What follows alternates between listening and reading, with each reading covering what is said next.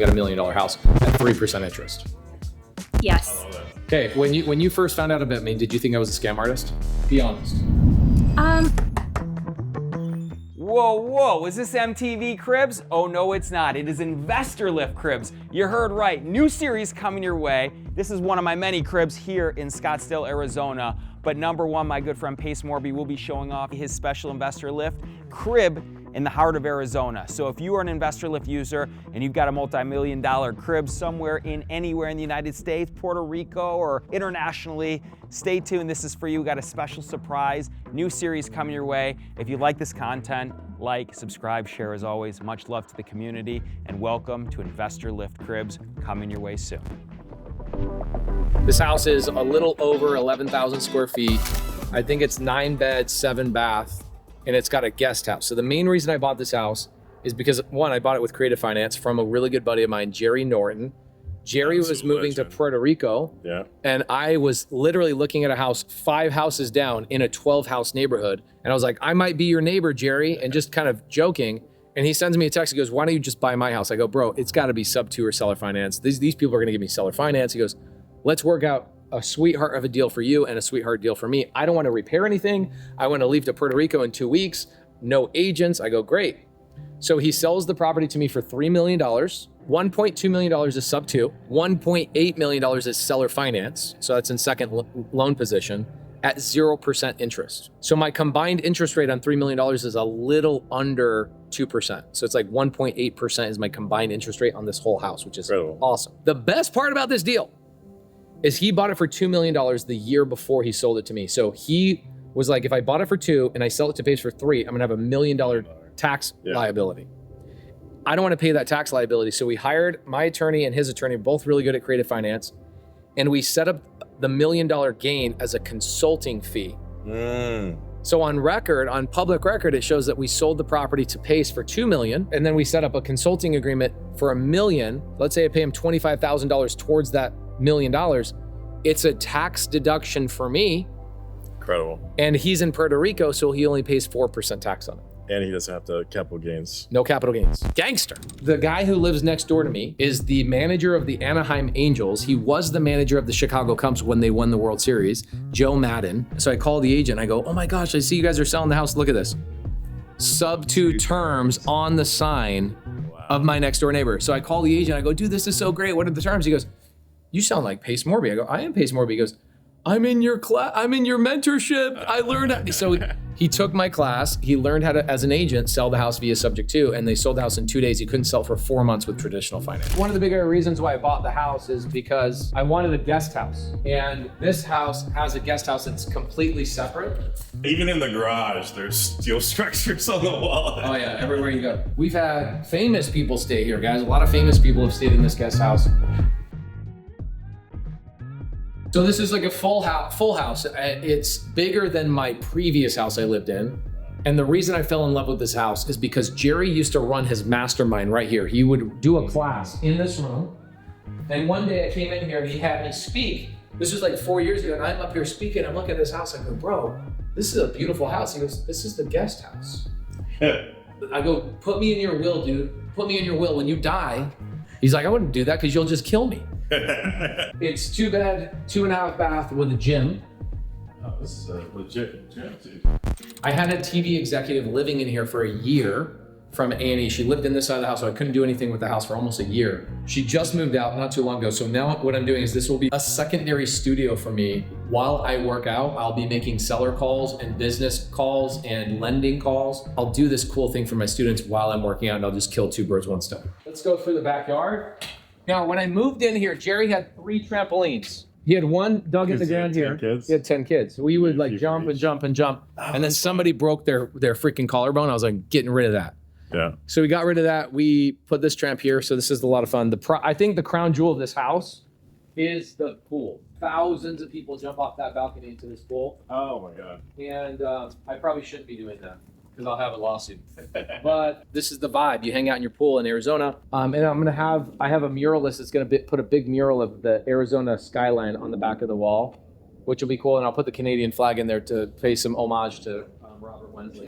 Yes. Okay, so we're in the main house now. Here's a game room that we're just starting to put together. When I first moved in here 3 years ago, this was actually a classroom before I bought my big office that you guys went to yesterday. And now we have a massive room. We do classes and stuff. So this used to be a classroom, and I would just bring students over here on Saturdays, and I would make calls right here, and they would just sit in the desks, and you walk in, it felt like a classroom. And about a year ago, we said, all right, let's start turning into a game room. One of my favorite possessions, I've never talked about this. This is a collector's edition, the #1 rated pinball machine in the world.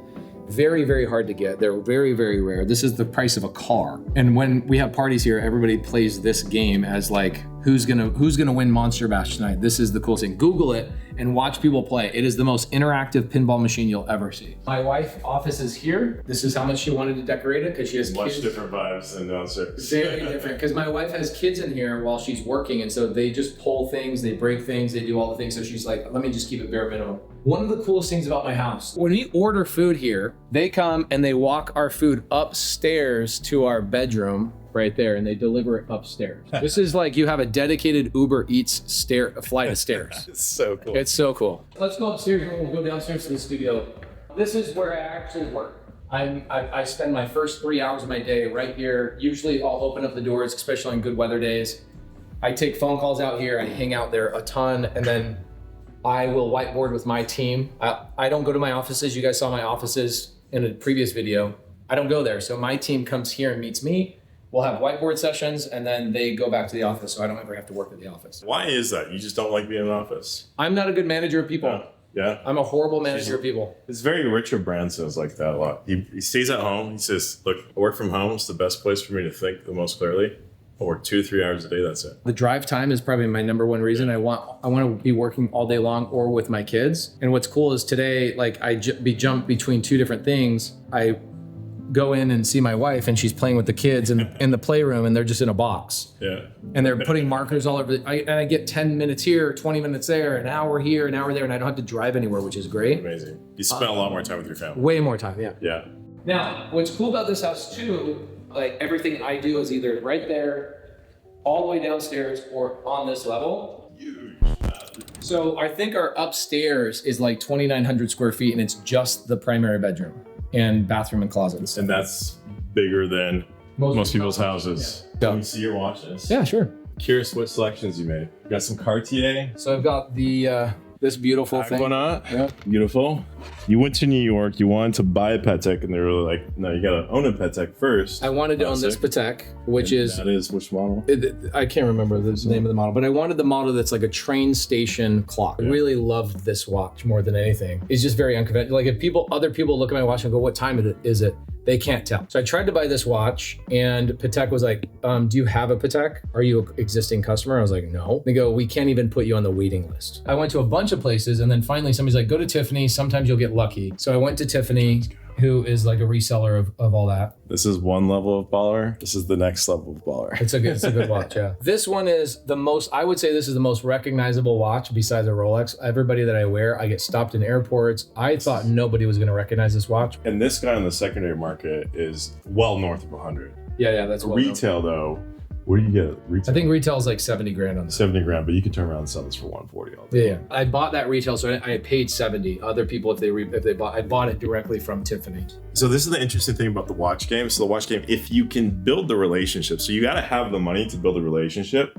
I mean, Pace walked in, bought this for 70. He could probably turn around and sell for 140. So if you're able to actually get access to these watches are actually the #1 performing asset class that you can invest your capital in. If you can buy them retail. Like this watch new, I think the MSRP on a Daytona Panda is like 17,000. Freaking awesome watch. Took me like a year to Yeah, and find one. people talk crap about the watch world of like, oh, I hate that they do this marketing thing and they limit stuff. As a watch owner, I don't want them to make them available. I want it to be hard for me to get it so that it's hard for other people to get it. So when I go to resell this, if I ever do, their slogan is, you never own a Patek, you simply hold it for the next generation. We spend a lot of time jumping off here. I'm trying to buy these people's house behind me. That lady, she owns all 4 acres. When I was growing up, the orange orchards were where the rich people lived. And so I would take their oranges and we would fill them up in like Home Depot buckets, like the 5-gallon buckets. And we would drive and we would throw oranges at all the street signs here because we're like, all these rich pieces of shit. And then now I live here, so forgive us for our mess.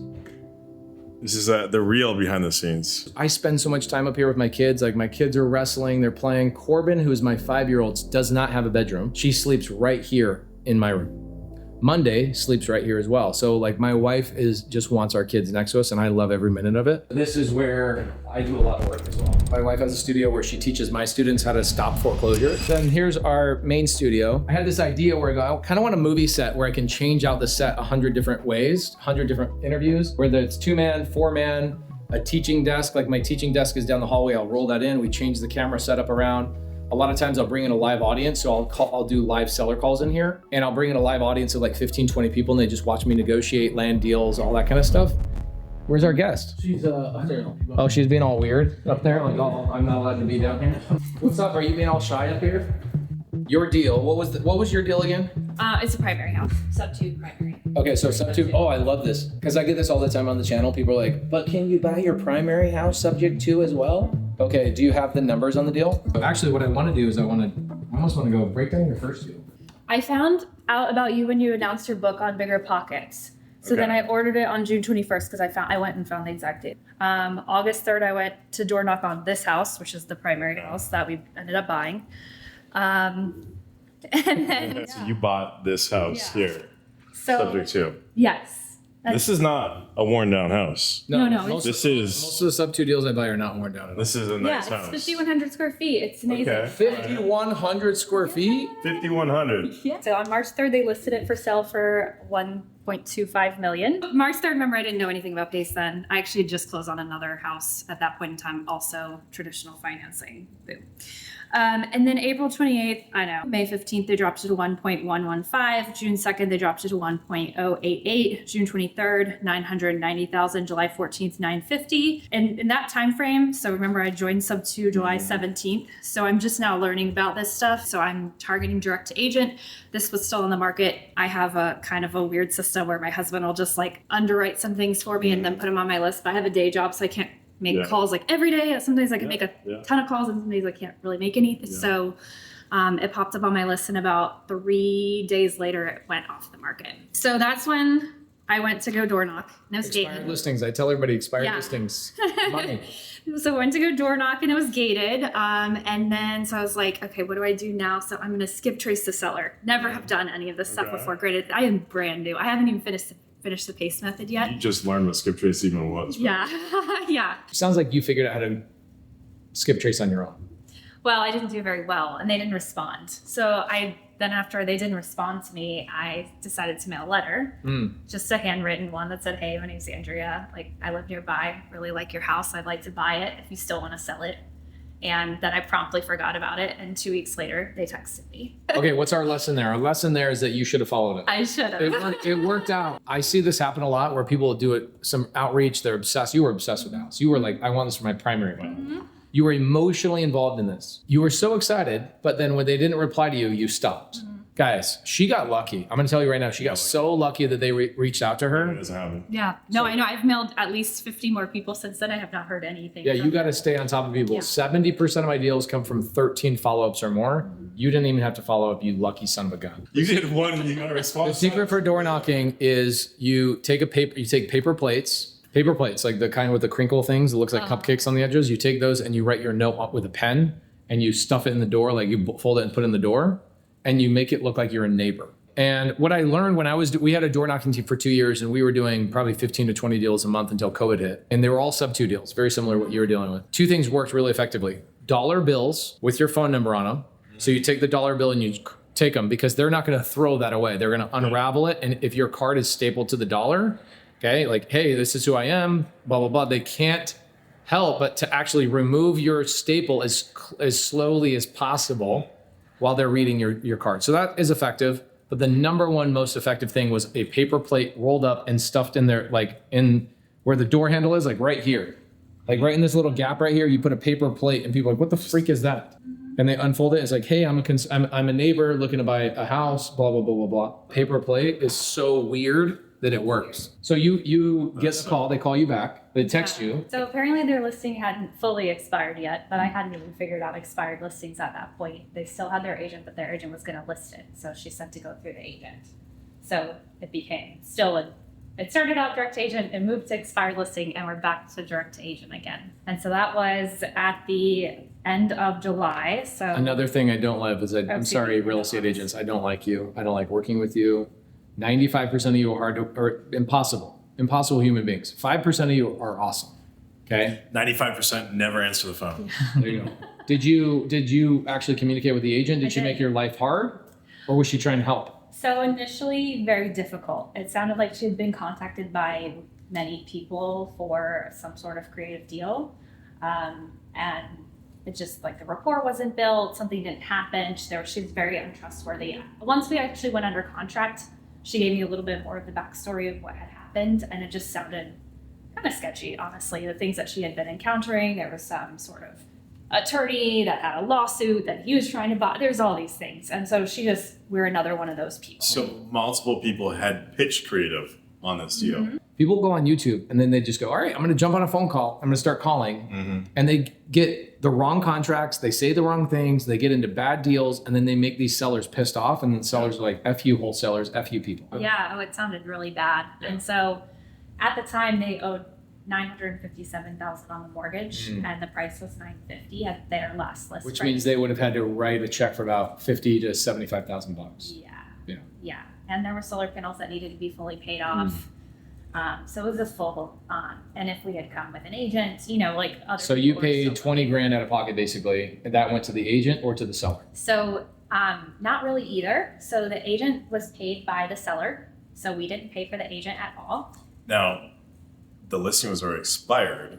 But I think it had been, once I actually learned more about expired listings, an actual expired listing says, do not contact the seller, still under agreement. I am listing this as a rental for them.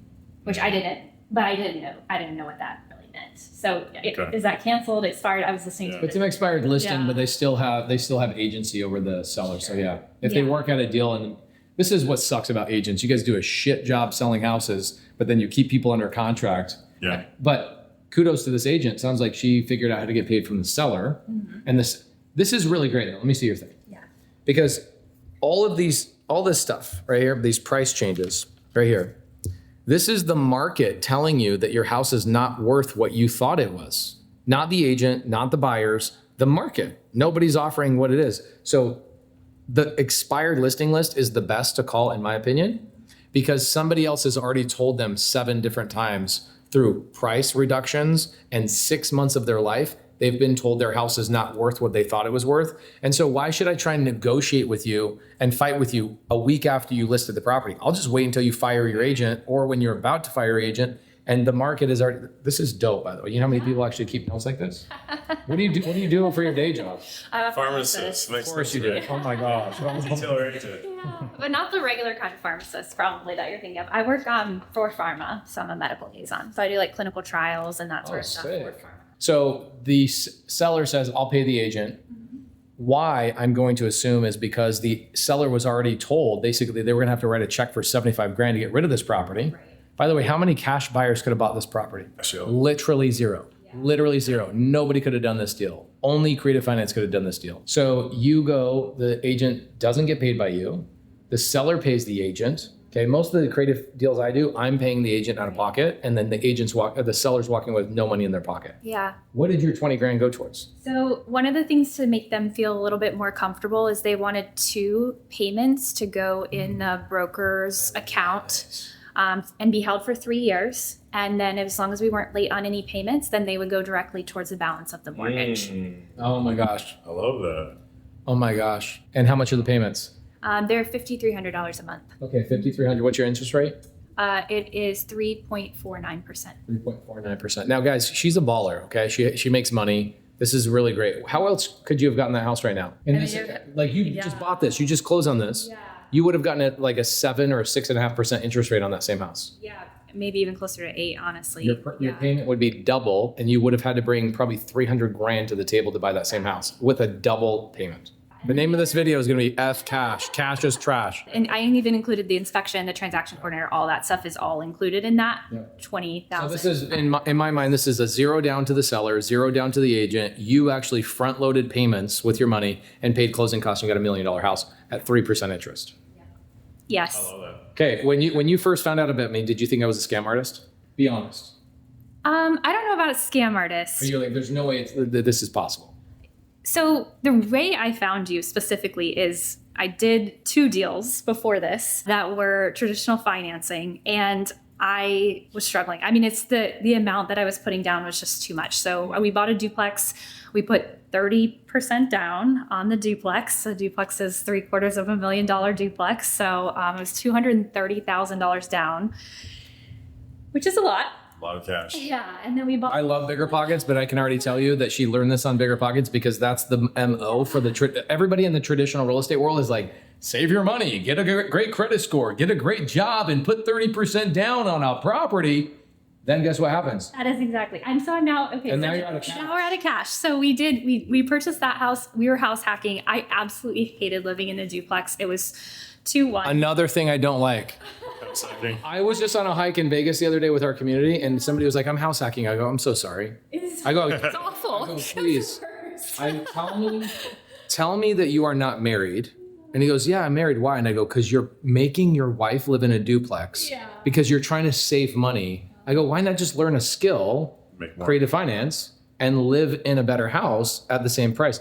You were spending more money. You're spending more time saving money than trying to figure out how to spend time to make money. That is exactly right. So we did that. We purchased that duplex. I hated living in it. So we moved out as quickly as possible into another primary house. So I purchased both of those on creative finance. That one I put about $70,000 down. The second house, I literally asked this question out loud. I think maybe my Facebook algorithm probably heard me. I was literally asking, like, how is everyone doing this faster? Like, how are they scaling? How are they purchasing more properties? We make a decent amount of money, but I can't buy a house more than every 6 months at like the closest at the rate that I'm doing it at. Like, I just can only save money. If I save my entire income, we only live off my husband's, we can purchase a property every 15, 16 months at that same rate we bought the duplex at, which is just, that's not it. I had set a goal, 10 houses in 5 years was my goal at the beginning of the year. So when I found your channel, I was already looking for you, but I didn't know it. So you guys move into the house. You love the house. Oh my gosh, we're so happy. I've never felt so settled. What do you have to say about house hacking? Do you think people are just playing it too small? It's not a scalable model either. You can only house hack so quickly. There's just, living next to your tenants and the lack of privacy and just. It's fine if you're just getting out of college. Yeah. Yes. You listen to this advice from Bigger Pockets. And the hardest thing is if everybody that had to do a YouTube video, including me, including Robert, at the very beginning of the video, it said, this is who this video is for, and this is who this video is not for. House hacking would not be for 99% of the people on the planet.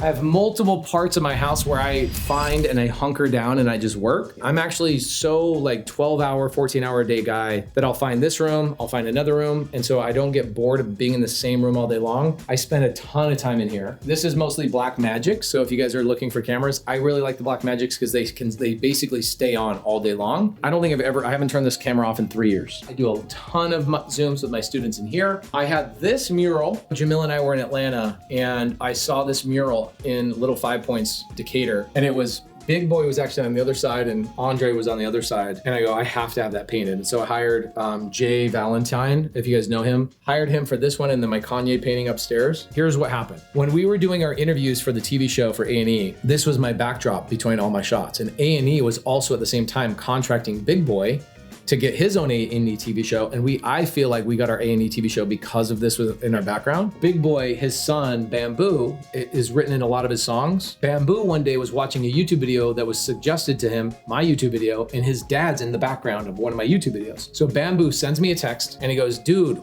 you have my dad in your background. That's so freaking cool.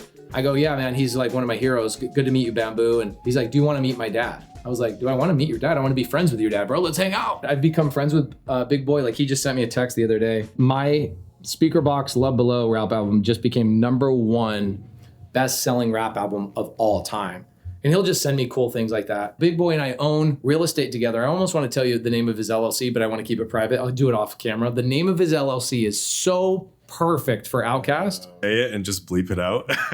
So the name of his LLC is LLC. Okay. So it's so great. This freaking guy, he's just so great. Question for you. Yeah. What the hell is that? Okay, this is one of my favorite That possessions. seems like you look at the vibe of this room. Mm-hmm. This looks completely different than everything in this room. Stands out. It's obviously something very antique. I see 1764 Revolutionary War. Yeah, Thomas So Tash. what is that? Thomas Tash, who worked directly underneath General Washington, very, very prolific war hero, Thomas Tash. Not well known because obviously not everybody could be well known. Buys 170 acres from Sam Adams' wife after Sam Adams. Like what? the Sam Adams. Yeah. Like Sam Adams beer, Sam Adams, Yeah. founder of America. And one of my students, shout out Justin Tumanowski, he finds this and is like, I have to give this thing to you. He goes through 85 hoops to buy this thing. He buys it for me and I put it here.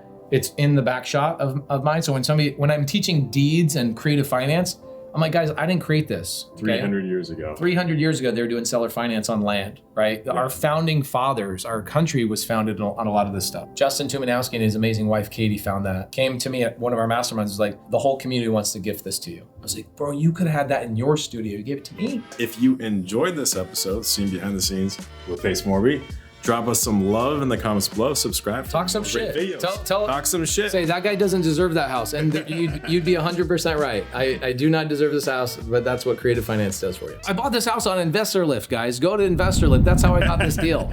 Guys, congratulations to making it to the end of this video. This is just part 1. So make sure if you're not already subscribed so you can see part 2 with Pace Morby next week. Guys, we have so many more videos like this. We were just filming with Andy Elliott today, talking to him a little bit about some of the shit that went down in his past, some incredible insights from that behind the scenes. We also did Ryan Pineda. We're working on getting Brad Lee. If there's someone that you would like to see one of these with, drop their name below. Drop their name below and we'll try to do one of these behind the scenes with that entrepreneur. This is my favorite type of content to film because it's real, it's authentic. And I think that's the most important thing for learning as an entrepreneur. So if you like this, let us know. That will tell us that we can do more. And the way you can do that is smash that like button, show it some love, turn on notifications, subscribe, and we'll see you in the next 11 out of 10 video.